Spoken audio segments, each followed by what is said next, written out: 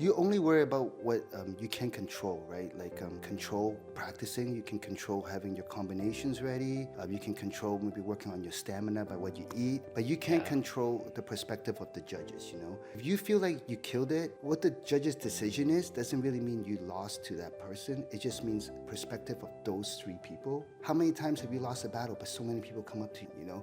And that's the Yeah. same feeling the judges had. It's just that the judges felt like you lost. But it just, those particular people happened to be the judge at the time. Maybe if someone else, Right. Yep. you know, so it's more like if you kill it, I always tell them, like, yo, if you're happy with what you did, it doesn't matter if you win or lose. Like, Yo, on this episode, we got one of the dopest footwork b-boys in the game. He's been in around the world, Hong Kong, Canada, Europe, USA, all around. He's been in competitions like Red Bull BC1, Pro Breaking Tours, so much more.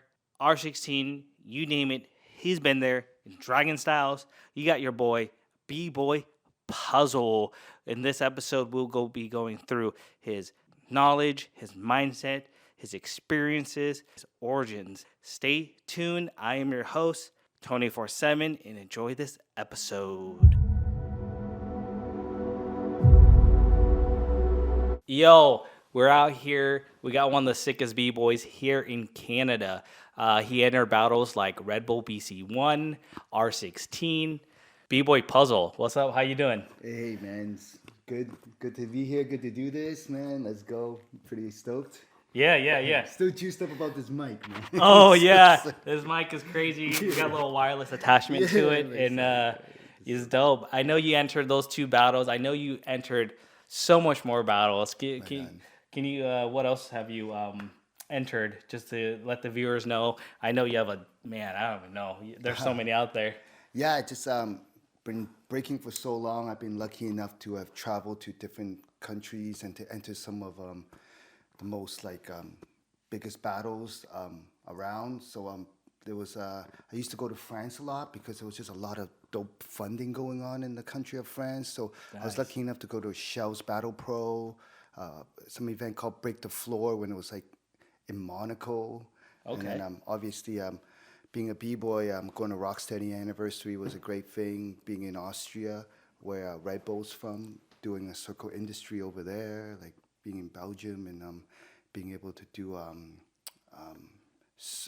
circles, it was all dope. Like they all give me different vibes, but they're all just as memorable. Just different countries, different jams give you different vibes. So it's awesome. It's an awesome journey. Right, yeah, that's pretty amazing. And all the traveling and competitions you've been to, I'm pretty sure, like, it is hard to travel and do that, like have the mentality. What it made you to like groove and move to those jams, like the just the b-boy, the hypeness. You're like, yo, I gotta go travel and battle. I want to hit this and these top level jams. Like, how was your mindset when you're doing those? You know, back in those days, my mentality was just to be the illest, you know, and to be the illest, you want to battle the illest. So I always tried to go to these events because these events is where all the illest from all over the place gather. So it's basically a way to test myself, to I set a goal to try and pursue that goal. You got to take out these guys. So I was super hungry for it. I was super motivated for it, and it worked out in a way where you know, if you do well in one, you automatically usually get a chance to go to these other ones. And it was more like I didn't set out to go to these events, but I did set out to kill it and do the best I can. And then Sick. I guess one thing took care of another, and I did have that opportunity to go and do all these battles and experience and test myself with some of the illest like that ever did it. It was really dope. That is dope. That's real dope. That's one thing in my mind as a breaker out here in Portland, Oregon. I'm like, kind of local native into that area, and I done a few traveling to Canada and Seattle, Vegas one time, but like to an extent to experience all those other categories of those jams would be a blessing and a great experience. So I can't imagine. I'm like, dang, that's so crazy. I love it. It's definitely it was definitely a great time in my life to do that. It was awesome. Yeah, sick, dope, cool. And Let's take it back when you first started. Like, how did you get into breaking? Well, you know what? Like I'm from Hong Kong originally, and I moved to Canada, and then when I was in Canada, I lived in a small city, kind of outside of Toronto. So I grew up as like the only Asian kid, only Chinese kid. I was really used to that. But a lot of them would be playing hockey, and my old school Asian parents would be like, I ain't waking up at 6 a.m. to drive you to hockey practice, you know? So I was always, as a kid, looking for something to belong to, you know, like just to fit in. And then, one day I remember I was in art class, and it's a homie of mine that I know for years. And he was in the back, because we sat at the back of the classroom, and he just got off his seat. And then I looked back, and he was like doing turtles. And that was the first time I ever like saw breaking. And I remember asking like, "What the heck are you doing?" And it looked cool. And it just naturally, as a kid, when you find something, it clicked. And then he brought me to a practice, which was like under the staircase of my high school. It's like a secret thing, because Oh, sick. Okay. my high school banned breaking because a year before I went to school, someone got hurt breakdancing. So it was Makes sense, they didn't want to do it anymore. So it was done like in like the under the staircase, which add more mystique to it for me. Like, and what I found it was dope was it wasn't just like my grade. It was like all the grades, like everyone that were into it were doing it. It was all ages were doing it. It was all races were doing it. And then the music got my attention, and then it was just dope. Like that's how I got into it. Small That is city. dope. Yeah, it was like a secret society kind of shit, you know. Yeah, that's sick. And was there a bunch of you guys learning at the time, or was it just like you and the other individual? Well, we were all kind of learning off each other, but I was the worst in my in my Okay. school. Like I remember, I couldn't even get into my high school crew. Like they said I wasn't ready. Oh, okay. But we always cycled through two tapes that I watched. Like the first tape we ever watched was B-Boy Summit '96. Oh, So and back then it was brand new, you know. And I grew up watching Ken Swift and Flowmaster versus Style Elements, you know, it was the Dope. cipher battle. So I bid all those moves. Like I would mimic them to a T. Like that's the because I thought that's breaking. You just copy it. And then Yeah, the other yeah. tape I got was me being from Toronto was a old school Bag of Tricks video. It was a 2-on-2. It was Gizmo and Tic Tac from Bag of Tricks, and they battled two kind of all style dancers, and those were the only kind of sources we had to breaking. So we copy all those moves. Me and my buddies would kind of make up new moves off of those moves, but those were our sources. It was Summit '96 and this old Bag of Tricks video. That's so dope. That's dope.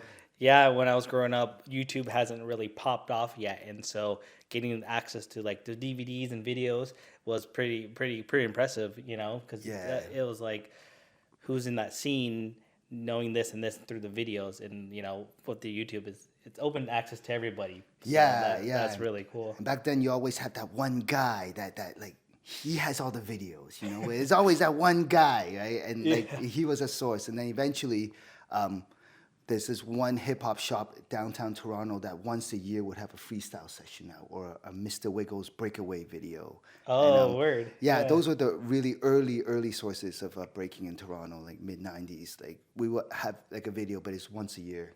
Okay. Yeah, it was Dope. yeah, it was dope. Dude, that's dope. So, at what age were you when you started competing, or like, what was your first battle? I think you said you started in high school, and so, what was your first competition? Like I said, I'm from a small city, so I really didn't compete till I was about 17, 18. Okay. And the first jam I ever been to was this a jam out in Toronto held by a b-boy Dizzy, which is a lot of people know Dizzy now. Dizzy, okay, yeah. So he held this jam in Toronto. It's like in this old school area with a banquet hall. The vibe was hella hip hop, and I remember entering the one-on-one there, and I won it. And I also had a cipher battle, which those guys also turned out to be my boys. So it was like my introduction to the bigger scene in Toronto, because I'm from a small town, like I said. So that was my introduction into the whole Toronto scene, which was way bigger than my Pickering scene. It was like the whole city, and that was dope. Dang, that's dope. Yeah. That's dope. You winning that first jam too. That's sick. Yeah, Too. and it was like some kid from Pickering, like nobody knew me and everything, you know. So it was like a nice coming out party. Yeah, It was yeah. I'm fresh. sure everyone's eyes like, hey, who's this guy? Who's this guy?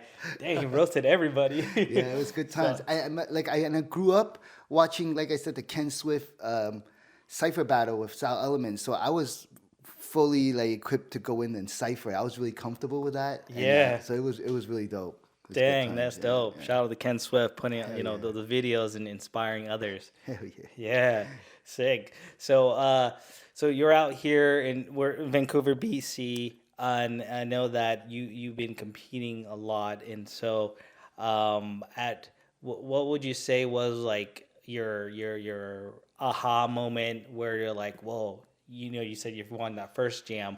After that, did you just like gravitate to keep competing and then competing to like see where it takes you from all these other jams, or did you have like a schedule? Hey, I'm gonna hit up this jam, and then let's see where it takes me and this jam, or did you have a mindset you're like, man, I want to hit up these jams, I'm gonna do my best and see where it takes me? Yeah, I think it was also the people I was around. Like when I was coming up, I was around like-minded people like myself, same age. They're trying to push. So Yeah. shout out to guys like Dizzy or to Bridge, to a lot of the people that were in Supernaturals at that time. That we always had this Yeah. goal was just to be the illest, to prove a point with our style, because we weren't big on power moves. So we wanted to make a point that you can still be ill and do well in comms without power. So we would always make a point to have power movements, have fundamentals Yeah. that's a lot of power, so it's more clean. So we wanted to go to this jam and just kill them all. And we didn't have a plan like we want to go to this one or this one or this one. It's just like we want to go to the biggest ones with the illest cats, and we want to test ourselves Yeah. against those cats. Go So there and rep. yeah, so we'll pick the biggest jams and we'll just go, and then from there, like sometimes we perform well, and then we get invited to another jam, and we try to do the same, and we just kind of kept doing that for a while. We were lucky enough to have a pretty sustainable way of breaking for a while, me and my buddies, and it was great. It was Dang, the dope. 20s were great. Yeah, and like at those jams you meet so many people where like if you're new to the scene, you've never been to this jam, and whoever's throwing the jam or hosting are like the top cats or crew there, they definitely keep eye on you, right? They'll see you there like, dang, who's these guys? Hey, you should come out to this city in this Right, jam. right. And so was it kind of something like that? Yeah, yeah. And what's dope about hip hop jams and hip hop competitions, like the winning and losing part is whatever, but it's the community base and the relationships you build. Like I've Yeah. met so many b-boys and b-girls and promoters. The competitors first, you battle, you give it all your all. I never met a b-boy or a b-girl that at the heat of the battle were like disrespectful. We always have respect for the dance. So even if we're heated, it was always about the dance.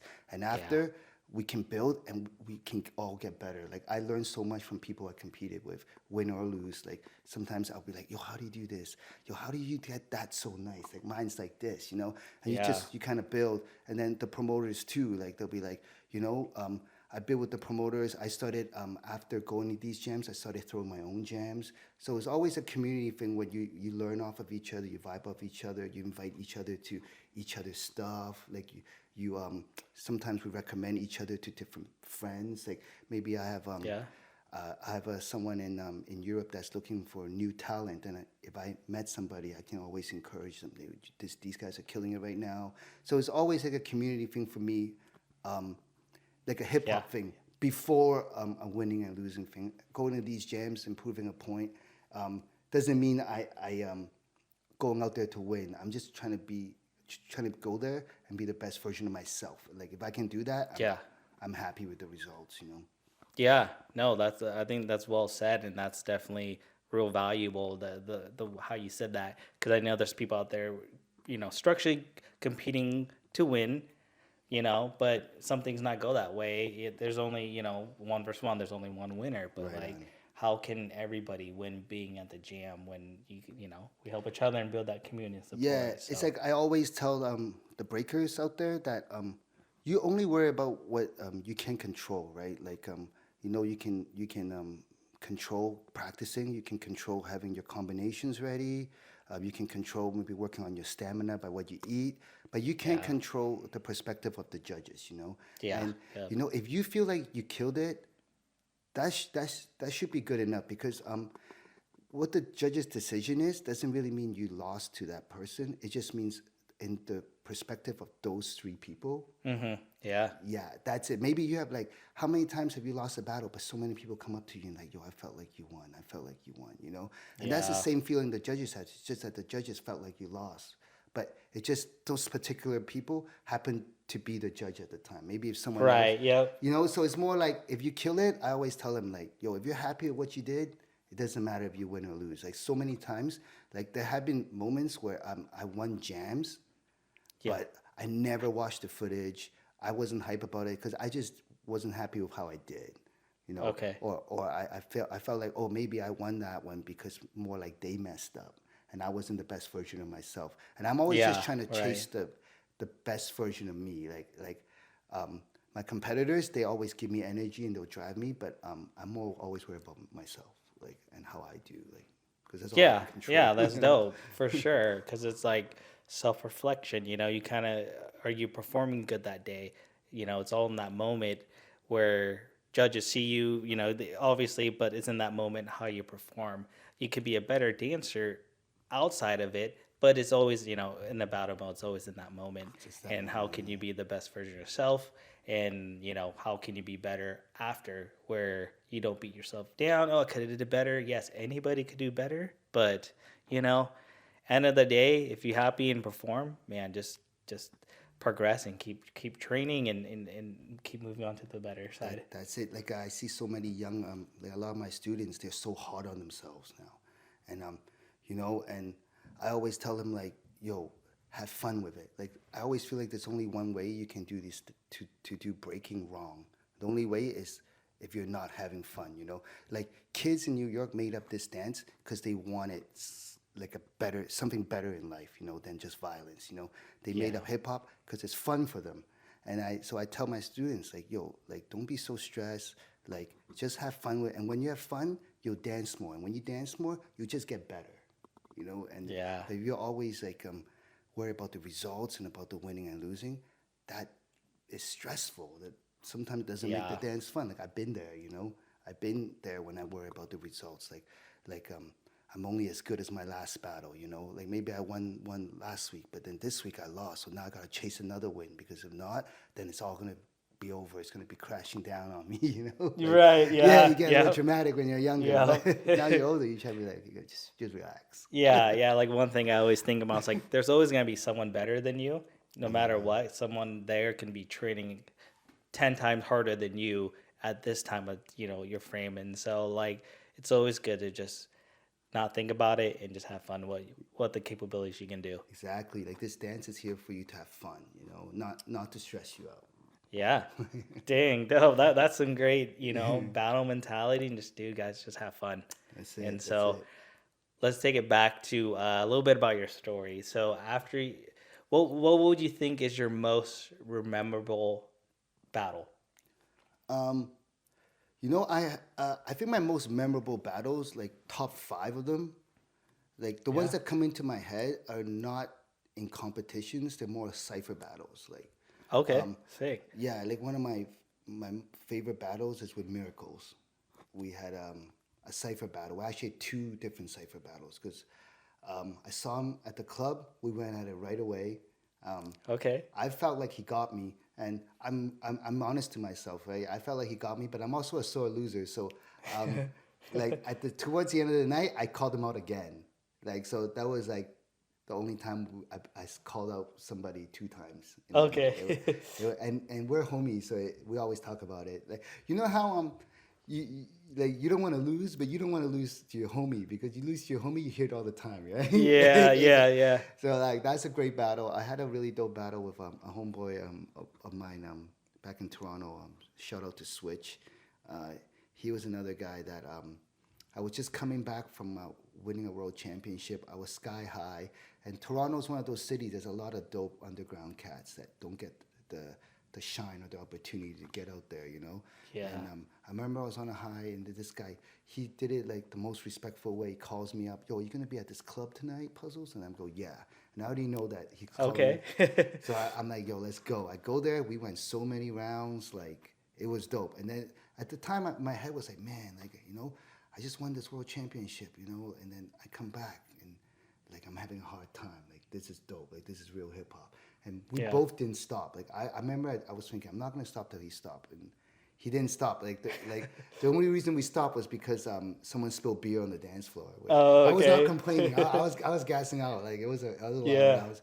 But yeah, mostly cypher battles. I had this one battle in Hong Kong that I did, and I was in Hong Kong. It was a cypher battle. It was so memorable for me because it was more like the whole scene versus me and my lady. My lady was the only one that had my back because it wasn't my city. It was Okay. like they were all like there for him. Like they were cheering for all his moves and not for mine. But I love that kind of energy. You know, it was dope. It was like real hip hop. It's just because Yeah. they didn't cheer for me, I didn't take it as a disrespect. It was more like they were on his side. You know, but it was still like it was hip hop. Like I didn't back down. It was a really good scene. Like those are my favorite kind of Yeah. battles. Where it's like I have the control. It's like ciphering. You know, I can stop when I want. I can call him out again if I'm not feeling good. You know, like more so in competitions, you really can't control it. You just go in Yeah. with the music. Maybe you're not feeling it at that time, but you still gotta go in when your name is called. Like my favorite moments is always in the ciphers. Like it's the control of it. Sometimes the moment hits, and you have a battle, and those are the best times. Like, just the Yeah. exchange. You know? Yeah. So so it's saying you pretty much you gravitated more to the cipher scene, and kind of battling through there. Yeah, I could say I'm more comfortable in the cipher. Yeah. Yeah. Yeah. Just the Makes sense. controlling aspect of it. Like, it's more things I'm in control, which I feel more comfortable. Dope, dope. And I know, like, so it does take, like, as you're starting and stuff, it does take some time, like, ciphering and stuff. Like, now I don't care about, I'll cipher down and get down. And, like, but when I was growing up, learning, this, it's kind of like oh man, I don't know, kind of self doubt myself. I don't know if I Right, want to jump in right. these other guys are in the circle rawer than me. Right, And right, so, right. like, how do you block that out? Were you always like, yeah, no, whatever, I'm gonna get down? Yeah, I feel like I'm lucky enough that because I grew up in Toronto and I learned hip hop and breaking in the scene like Toronto, where it was more cipher first. Oh, So okay. it was never a thing Yeah, for me yeah. because I grew up in this Toronto cipher culture where there wasn't a lot of competitions to begin with, and most of the time you meet b-boys in hip hop parties or hip hop jams, and then it's always just a cipher. So Yeah. like for me, I was always used to as a young age go in and cipher and to make statements in ciphers because that's the old school way of doing it. Like when you kill it, make people talk, and then word of mouth gets around. Because back then there was no YouTube to pop a clip out. You Yeah. just go into these ciphers and you rep, and all the moves you've been practicing in your basement, you want to show it, right? So the best way to show it is in the ciphers back then.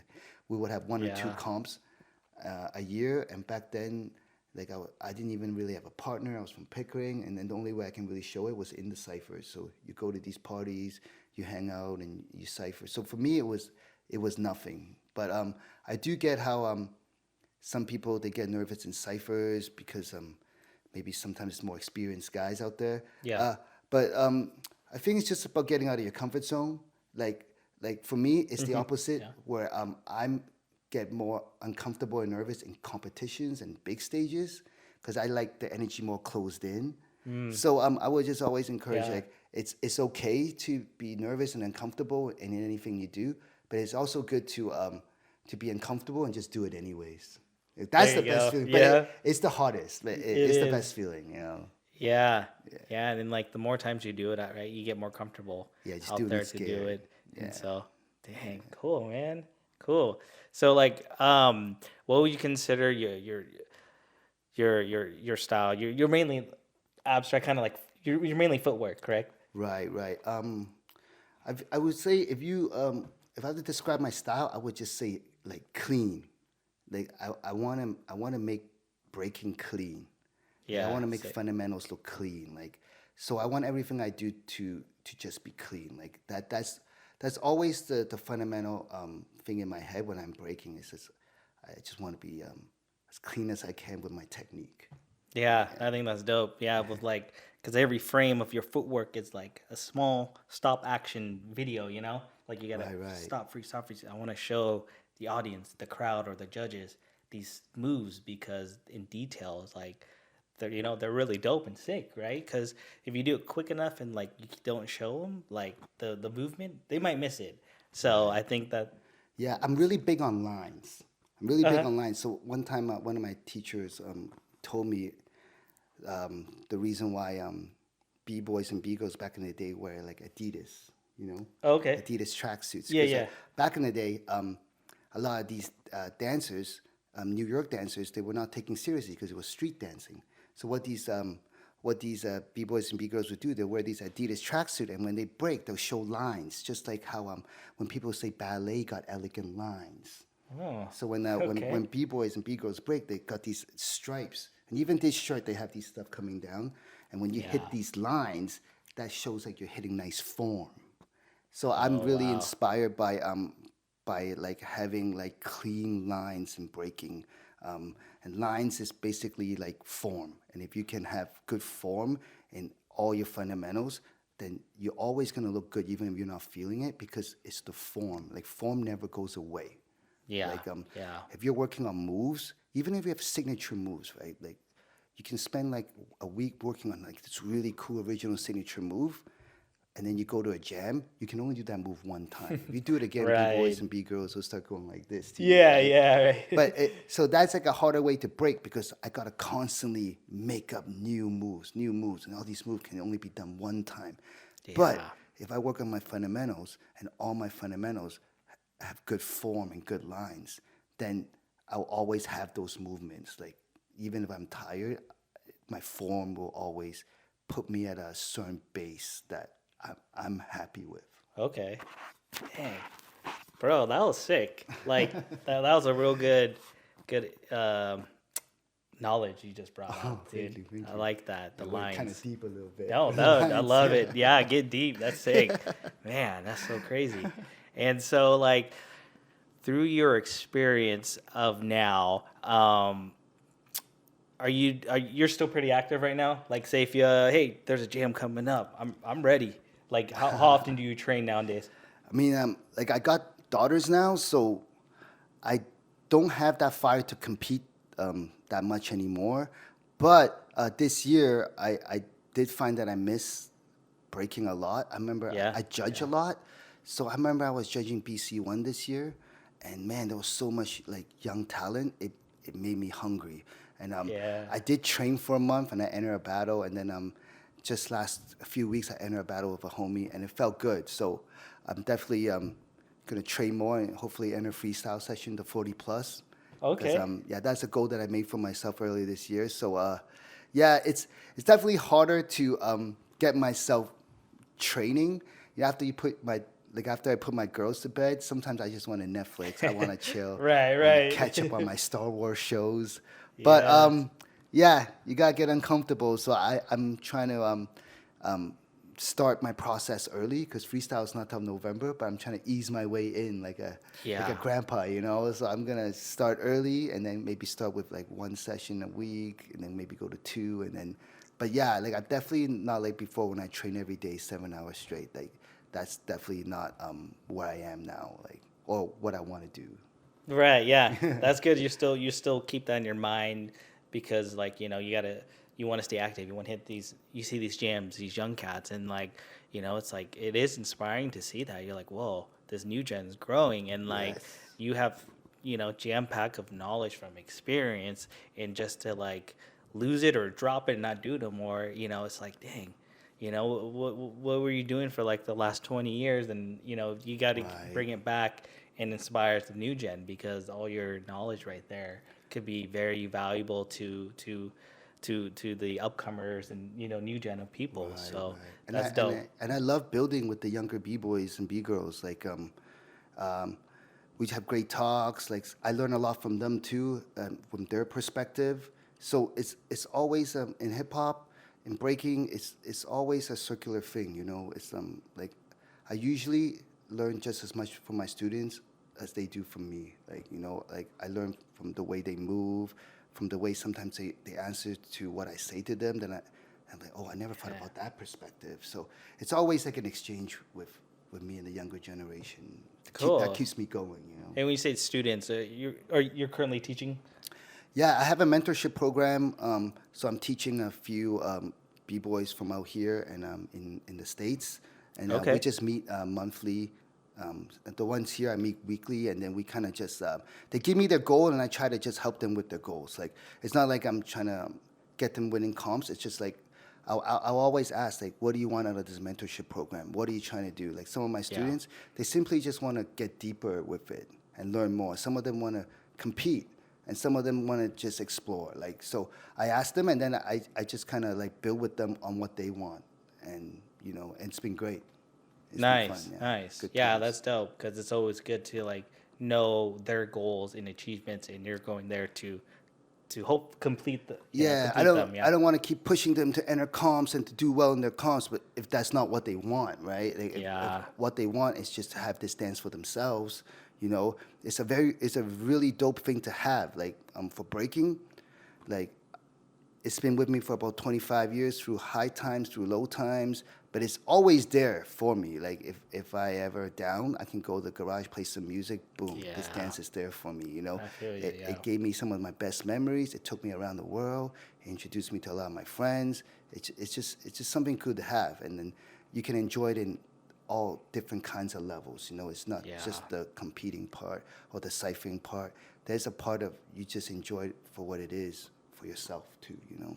Yeah, yeah, and also I believe is if you love what you do too, and you got there, it is definitely I think it's a good way as we're getting older. You got kids and stuff, and so I think it's a good outlet to just like kind of be free, kind of let go, feel that music, and just like groove, because there's life is a little tough. You got work, you got priorities, you got things to do, and just getting back on that floor again and just feeling free and kind of like kiddish. You could be able to do whatever you want, but from the music. And yeah, I think it's very very great that And do that. it's proven that dance, like, it's a upper for mood. It brings your mood up, you know. So having, like, I'm very lucky to have my dance. Like, I definitely see the benefits of it, and that's why I would always tell the youth, like, try it. It's such a cool thing to have. Yeah. Yeah, I know for me, I believe that dance did help a lot of things. Like, you're building structure, fundamentals, confidence, ability to just like kind of adapt education through fundamental through the breaking, because you can utilize that to pretty much everything you learn. It's all like, hey, you got to learn the basics and the fundamental if you want to advance to different moves. And then once you get that, then you can create creativity to kind of twist it and play in your own way. Yeah, exactly. And this is the one thing I realized when my girls were born. I was like, okay. Yeah. I remember I had this. I thought to myself, what am I gonna do now? Okay, am I gonna keep being a b-boy and supporting my fam? Then I was like, okay, so how do I make my money now? I go, okay, so I go judge a battle, right? So if I go judge a battle, I'll ask for a workshop, and if business is good, I'll be judging a lot of battles. But then I'm like, oh my God, business is good. I'm judging a lot of battles. That means I'm never home. Yeah. And then I'm like, okay, that's not what I want. So then I started, what can I do? Should I like go to school? Should I do this? But I was always one that, like, I love breaking, I love hip hop, and I feel like I want not to stop doing that. Like, what can I do with hip hop that, like, I can move forward and change it, that I can support my family in another way that I'm more comfortable with, that I'm more around. And then I thought about what hip hop has given me. Like I said, being from Pickering, being the only Chinese guy, I was called Bruce Lee. But they all call me Bruce Lee, but they didn't call me Bruce Lee because they think I'm a kick-ass, cool martial artist. They call me Bruce Lee because I was the only Chinese guy they know. Right. So growing up, like, not having like a group that I felt like I belonged to, like, I wasn't like the most confident kid, but hip hop gave me all that. Hip hop, just because hip hop is like, and breaking is such a hard dance to do. Like, if you work a 9-to-5 job and you're stressed, you take a dance class to blow off some steam. It's more like a choreo class. Right, yeah. Because if you do a 9 to 5 job and you're stressed and you go take a 1 hour breakdancing class and you try to do a chair freeze, you No could get way. more frustrated. It's a Yep. hard dance to do, and Yeah. just the fact that I know it's a hard dance and then I got a hold of it, it gives me confidence that I can do anything else in life, and Yeah. and I want kids to know that, like, if you learn hip hop, if you can master hip hop, you can master basically anything in life, man. If you can grab a mic, come out and spit a freestyle rhyme in front of people, Yeah. you pretty much can go and nail a big business meeting and have this public speaking, If Yeah. you can, like, be creative, be disciplined, learn fundamental, and then all of a sudden put your creativity to it and make a whole breaking style that is yours, you can probably do some stuff creatively in life, in Yeah. terms of business. Like, so that's what I'm trying to do now, is to take the lessons that you can learn from hip hop and, like, apply to other things in life. I think Yeah. hip hop has so much lessons that you can draw from. Yeah, no, that's beautiful. That's what I do take those fundamentals as a business. I got into real estate and I was like, yo, I need to learn the basics and fundamentals before I can excel and gravitate to more business or more things. I just Dope. stick it to the basics, and then after you learn those, man, No shortcuts. yeah, there's no shortcuts. Yeah. Yeah, you could, but it might not go as best. But definitely, you want to break it down and learn the fundamentals. Yeah, yo, when you take shortcuts, I mean, you can move faster, but sometimes when a storm hits, it just goes to hell, Like, I have Yeah. this one student of mine. He's also a homie of mine, and he used to take a lot of shortcuts. Like, he'll learn a fundamental move one way, or he'll just learn it the quickest way he can. But then eventually he has all these moves, and he found out none of his moves kind of flow together, because some moves he learned goes one way, and other moves he learned goes the other way. Then he finds out his footwork goes opposite way of his power,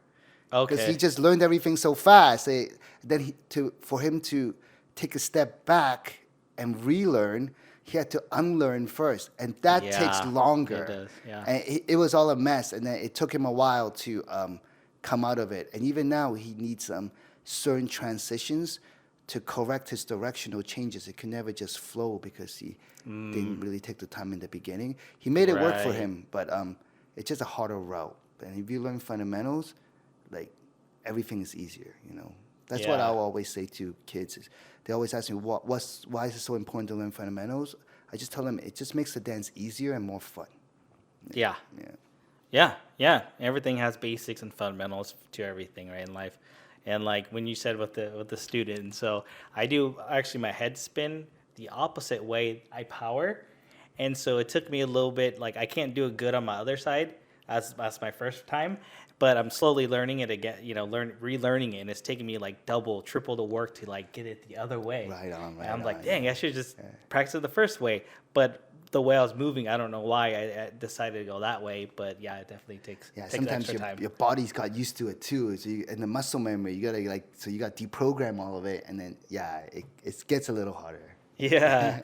Yeah, cool, man. Dude, this is sick being on here. It's a blessing that you're on here for sure, and on this cast, live in person too. So it's Yes, super it's dope. dope. Yeah. And so, like, are you working any projects, anything in the horizon growing with you right now, or like what are you up to now? So right now I have school programs, but they're hip hop based school programs that schools don't offer, and so Okay, yeah. I'm basically right now in about 37 schools, and I'm trying to grow it. I want to spread these like they're more just basic breakdance class, DJ classes, MC classes, graffiti classes. Ooh, damn, yeah, that's Yeah, and I'm also in the process of making my master class, which is Yeah. just a curriculum on basics, from basic top rocks to go downs, and how go downs leads to footwork.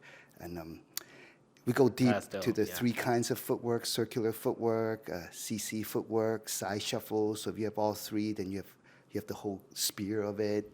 Okay. We go real Heck deep with yeah. fundamentals, and it's fun. It's fun. If you learn fundamentals, it just has more doors open for you, which makes the dance way easier. We get into back rocking.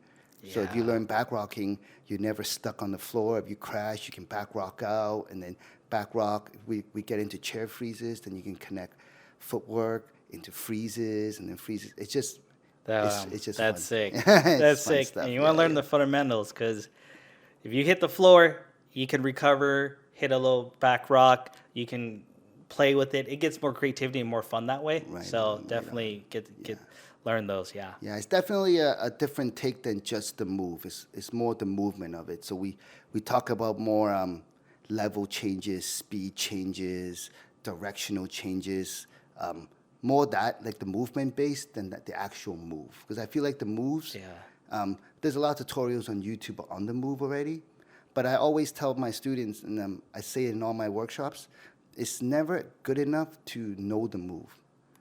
You got to understand the move. Like if you know the move, you can do it. You can probably do it really, really well. But if you understand the move, then you can turn that move into a whole style. You can make up 100 variations of that move. You can cut the move in half and use it as a transition. It becomes a unlimited thing. And if you have unlimited options for just 10 of your fundamental moves, then you have a lot of options already, right? Like so. That's what I mean when it's easier. And I'm working on a master class that deals with all of that, like the movements and the speeds and all fundamentals. Damn, that's sick. I'm about to take that master class. Hell yeah.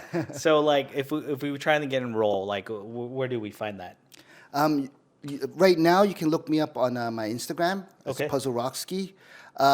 Hopefully, in about a month, I'll have a website up, and we'll have the link directly on there. But right now, just hit me up at Puzzle Rockski. I also have a Patreon, which has a mentorship program on it, which is Patreon/Puzzle Rock.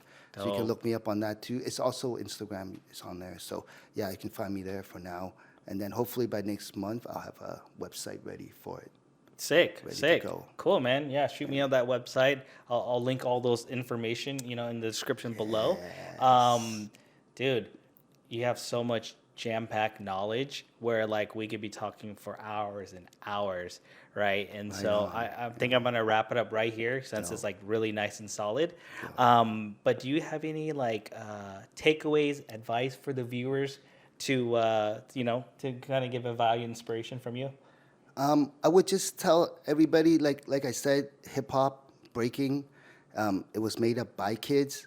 It was made up by kids to have fun. So, just have fun with this dance. I hear sometimes B-boys and B-girls complaining about biting or complaining about politics and the Olympics and winning and losing. All that stuff is just side stuff. Like, just have fun with it. Like if you're not having fun with it, you're definitely not doing this dance right, because this dance is meant to have fun, like hip hop is having fun, Yeah. So, just have fun with it. And if you believe in it, we're going to believe in it. So believe in your style. If you do, that's all that matters, because we'll feel it. So dance with conviction, like dance because it's you. Hell yeah. Love it. Yeah. I said to wrap it up. Are you okay if let's rewind a little bit? All right. So, I was curious. So, your name, how did you get Puzzles?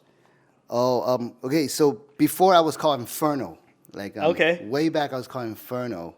And my buddy who was Spanish at the time told me, yo, Inferno means hell, right? And then I'm like, oh man, that was too dark. It was too dark for me. So I didn't have a name for a while. But in Toronto, we used to have an old school formula of breaking. And the way I was taught was to always top rock and then have a go down. And then the go down leads you to a middle move, like a middle move. And then at the very end is your big blow up, which is always a freeze. Okay. It was like really old school formula of breaking, right? So it was like go down, middle move, blow up. But when I'm breaking and I just, for some reason, I get lost in the music or I blank out. I could never keep that formula of like sometimes I would do the freeze first because for me it's the hardest, and then maybe I'll come up and I'll just do the go down and come back up. So then a lot of my friends always say, "Oh, you're messing up the formula, man. You're treating your move like puzzle pieces." and then eventually at practice I'll mess up again, and they'll be like, "Oh, there you go. You're doing that puzzle style." You're doing puzzle style where like your round's it's not structured right, and then eventually it's just like, yo, it's just puzzles, because I could never get the sets Like Yeah. I always have elements of freestyle in it, and I can never finish with the blow up at the end. So it was like a puzzle style. So they just started calling me Puzzles. Dang, that's yeah. actually that's sick. So Yeah, it turned out to be like an inside joke into yeah, your name, your into b-boy name. into the way I break, you know. And those are always the best names, the way when it's about the way you break, you know. Like now, like my daughters, like they more call me Puzzles. They don't call me Savio. Like, Oh yeah, they call me Daddy or Puzzles. Like it's like my name. sick. Yeah, I got my name. They call me 24/7. A buddy of mine called me that 24/7. My name's Tony, and so like 24/7, right? Because I would go out like battle, and when I was battling, like my rounds never stopped. I would go out there for like a minute and a half every time. Like, dude, your sets are too long. It got boring. Like, and to the point, I'm like, oh, I get it. Now I kind of keep it short and sweet, but sometimes I'm like, dude, I don't think that's enough. I'm gonna keep going, right? Right on. And so but that's dope. It's about your breaking. It's about your yeah. approach. Oh, that's so dope. Yeah. Yeah, Those so, are always the best names. You know, like these little things is pretty much we cherish. Like it's kind of cool how it relates to like how I got my name. You got your name. And Yeah. all these other people got their name. Like it's you know, everyone has a story. So this is Yeah. real dope that you're on here. I'm super blessed that you know we're here today doing this podcast. And so Right on. yeah, I gotta give you mad props because like I said, like usually I'm not super comfortable with these. Like my first reaction is always to say no at first. Okay. But yo, I felt your energy, man. Just the fact that you're willing to like mission like 7-8 hours to cross the border. Like I love that kind of energy. That energy kind of it actually inspires me. So like yo, keep doing what you're doing because you're definitely inspiring, man. Like that love. Dope. Thank you. I felt it. Oh hell yeah! I definitely felt it, man. It was dope. Hell yeah. And you know, one thing one of mentors or coaches I listen to is Ryan Panetta. I don't know if you know him, but he does like real estate. So he kind of preaches a lot like content creating and in real estate, learn this and this. And then he also preaches like, if you're gonna do something at a high level where people think you're crazy. So I'm like, dude, I've been breaking for a while. I like content creating. And so I was like, dude, this is crazy. I came out all the way from Portland to Canada. I'm like, dude, let's link up. My mom's like, dude, let's just do it. And I told my wife, we're like, hey, I got it crazy today. She's like, oh, what now? I was like, let's go to Canada. Yeah, yo, like I said, I appreciate it. Like I'm just as crazy. So I see it. I'm like, yo, like that's so inspiring, man. Like come. And I said, yo, come. And then like, when it didn't work out the first time and you were like zooming, I was down, but I was like, yo, if you're down to come again, I'm down. Like, yo, thanks for coming. This is good times, man. For sure, dude. Cool, man. You know, all his if you want to connect with Puzzles, more about his masterclass, we're gonna link that all in the description below. And always you can reach out to him anytime, Instagram, you know, the description in the below. And so thank you guys for watching. Like, share, subscribe. Peace. And I think with experience and just like realizing over time that like half the fucking value I get out of being at practice is not caring what anybody thinks and just having fun. You know what I mean? And you probably realizing that too. Like, you know what I mean? It's like, and I think with